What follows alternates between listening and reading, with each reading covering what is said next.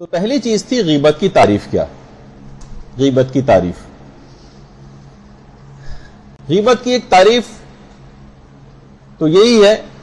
کہ جو پیغمبر اسلام نے خود تعریف کی ہے، ذکر کا اخاک بما یکرہ، اپنے بھائی کا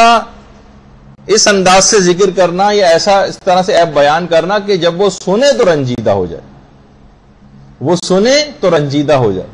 والغیبۃ ان تذکرۃ المرء بما فیہ، غیبت کہتے ہیں ایسا کسی کا تذکرہ کرنا، ایسی برائی کہ جو اس کے اندر پائی جائے، کیونکہ اگر آپ ایسی کوئی برائی ذکر کر رہی ہیں جو اس میں پائی نہیں جاتی تو وہ بہتان ہے جو غیبت سے بھی بڑھ کر ایک گناہ آ جاتا ہے، وہ الگ، اس پہ تو ہم گفتگو ہی نہیں کر رہے ابھی، ہم تو صرف وہ کہ جو پایا جاتا ہو۔ لوگ کہتے ہیں نا بھائی یہ تو میں اس کے سامنے کہہ سکتا ہوں، منہ پہ کہہ سکتا ہوں، اس سے کوئی تعلق نہیں کہ آپ منہ پہ کہہ سکتے ہیں یا نہیں کہہ سکتے، آپ اس کی غیر موجودگی میں اس کا ذکر کر رہے ہیں برائی کے عنوان سے تو یہ غیبت ہو جائے گی۔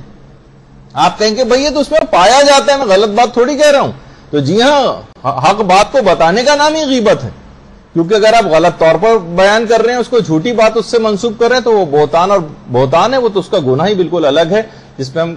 آج گفتگو نہیں کر رہے، وہ تو اس سے بھی بڑھ کر ہے شاید بہتان۔ تو بہرحال یہ ایک تعریف ہوئی، ایک عمومی تعریف کہ کسی کا ایسا عیب بیان کرنا کہ جب وہ سنے تو رنجیدہ ہو جائے، اور اس کی غیر موجودگی میں اس کا اس انداز سے تذکرہ کرنا۔ اور محجت البیضہ کی 5ویں جلد میں مولا محسن فیض کاشانی نے بھی اس حدیث کو ذکر کیا جس میں پیغمبر نے یہی حدیث کی، اس غیبت کی ہی تعریف جو ہے وہ بیان کی۔ اور علماء اور مراجع سے بھی یہی پوچھا گیا